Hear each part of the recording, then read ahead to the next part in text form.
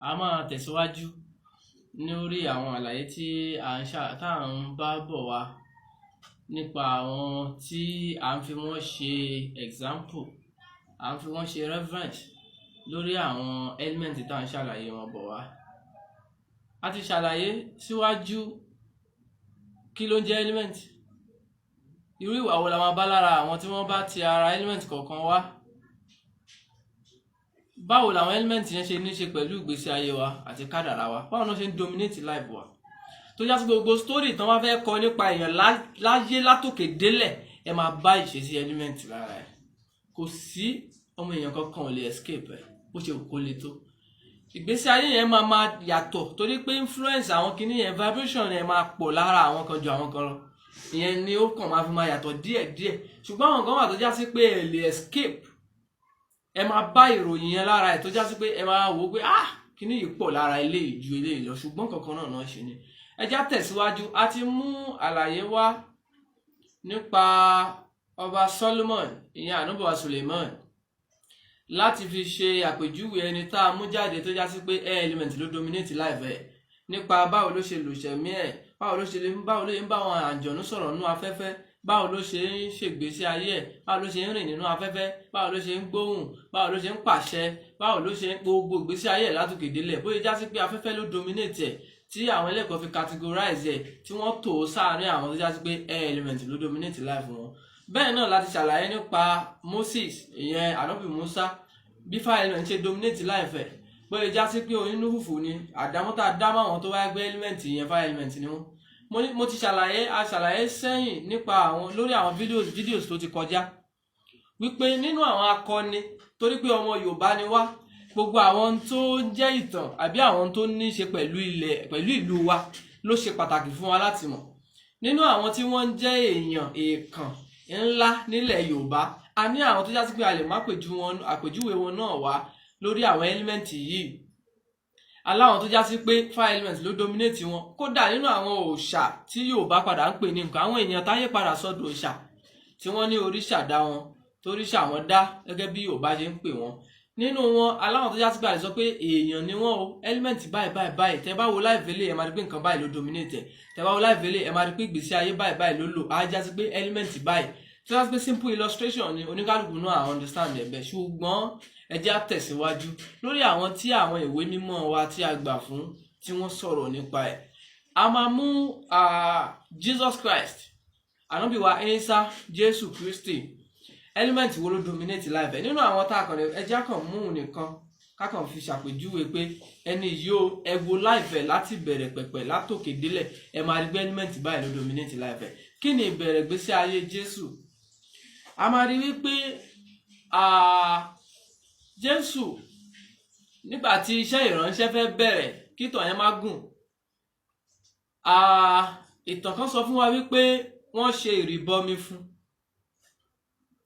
Ìyẹn túmọ̀ sí pé wọ́n initiate ẹ̀, wọ́n baptize ẹ̀, wọ́n ṣe purification fún kó tó di pé ó bẹ̀rẹ̀ iṣẹ́ ìránṣẹ́ ẹ̀. Láàárín gbùn pé ó fẹ́ bẹ̀rẹ̀, kó tó dé àwọn ìgbà ya ẹ̀mọye ìṣẹ̀lẹ̀ ló ti ṣẹlẹ̀ tó ń já sí pé àwọn ìṣẹ̀lẹ̀ yẹn ń tọ́ka wípé element tí Jésù tó gbà wá sáyé yìí, element tó ní ṣe pẹ̀lú omi ni, tá a fi sọ wípé Jésù o, nínú àwọn tá a lè sọ wípé wọ́n water element ló dominate life wọn ni ànábì wa Ìsá wà.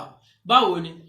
A rí wípé nínú àwọn iṣẹ́ tó ṣe, òun ni wípé ó ń fi omi ṣe ìwòsàn.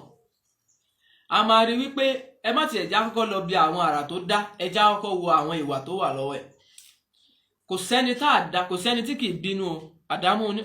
Gbogbo ohun tó ń jẹ́ àdámọ́ ó pọ̀, ìkan nínú ẹ̀ ní bínú, ó lè escape ẹ̀. Kò sẹ́ni tí kì í dunnú torí pé àdámọ́ ni, àti bẹ́ẹ̀ lọ nínú àwọn tó jẹ́ àdámọ́ àwa èèyàn.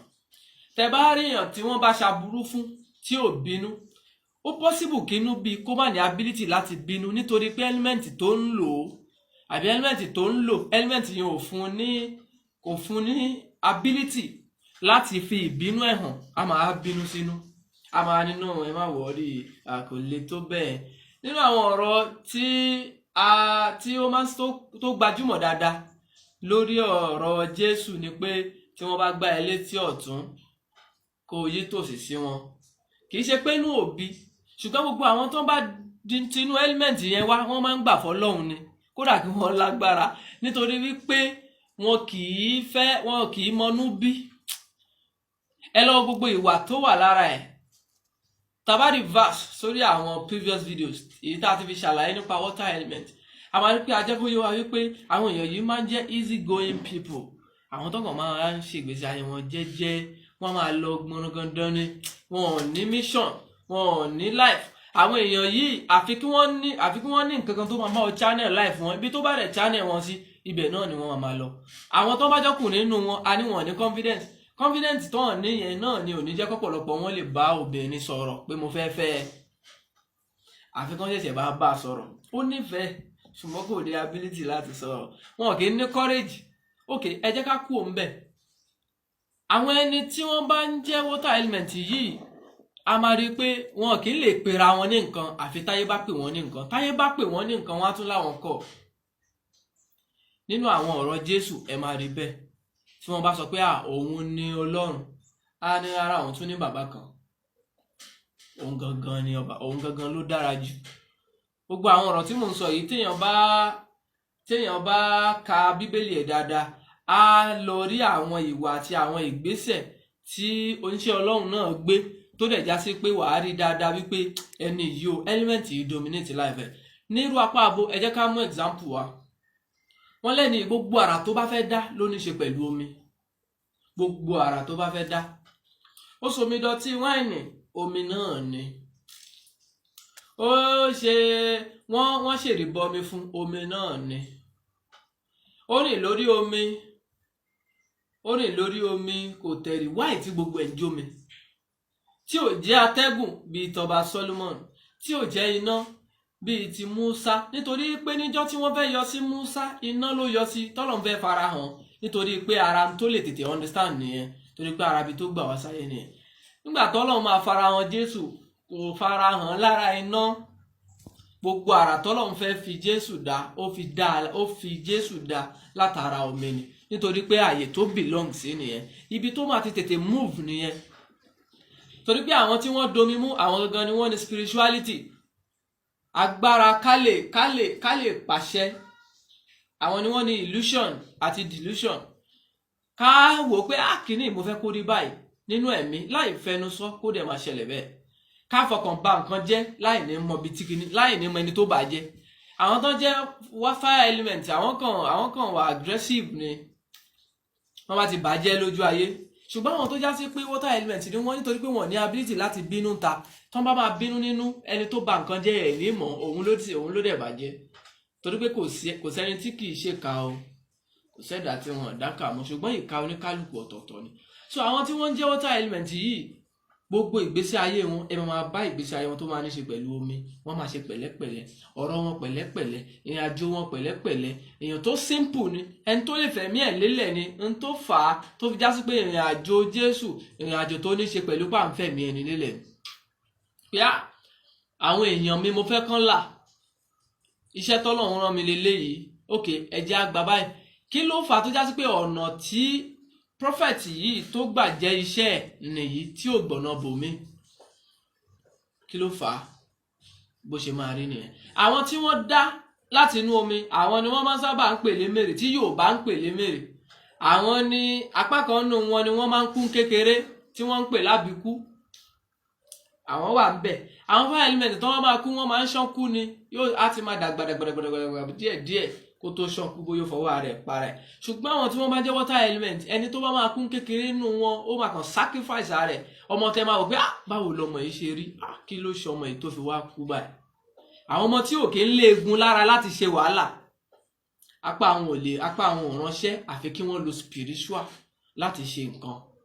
So irú àwọn èèyàn báyìí, irú ìdẹ́dà tá a dá Jésù nìyẹn. Tá a bá wo ìgbésí ayé ẹ̀ látòkè délẹ̀, a máa rí i pé gbogbo trait tó wà lára water element ló wà lára ẹ̀.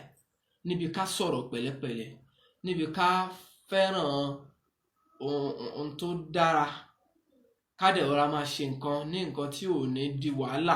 Ẹja kan máa ṣe díẹ̀díẹ̀ tá a máa fi débi tá à ń lọ. Àwọn eléyìí ò kì í wá afẹ́ ayé nítorí pé wọn ò láìkí ẹ̀. torí ẹ lè bá ìròyìn Jésù níbi pé ó nígbá ó láwo ó lọ jà ó lọ dí àwọn kan ó lọ fa wàhálà níbì kan ó lọ bá àwọn kan jà ó lọ ṣe nǹkan kan. Gbogbo àwọn tí wọ́n bá gbà fún wọ́n gbà fún nítorí aspect tó wà lára ẹ̀ tó ń jẹ́ spiritual tó wà lára ẹ̀ ni. Ẹ jẹ́ ká kàn mú àlàyé yẹn wá ní ṣókí nítorí pé ẹ lè bá kò sí tó fẹ́ fa ìjà lọ́dọ̀ ẹ̀ nítorí pé wọn ò dá bẹ́ẹ̀. Element tó dominate life ẹ̀ kò ní jẹ́ kó lè rọrùn fún láti bínú, kódà kí inú máa bí kò ní lè bí. A máa wá ní sùúrù. Ẹ jẹ́ ká kó ń bẹ ká kàn tẹ̀síwájú níwọ̀nba lórí earth element.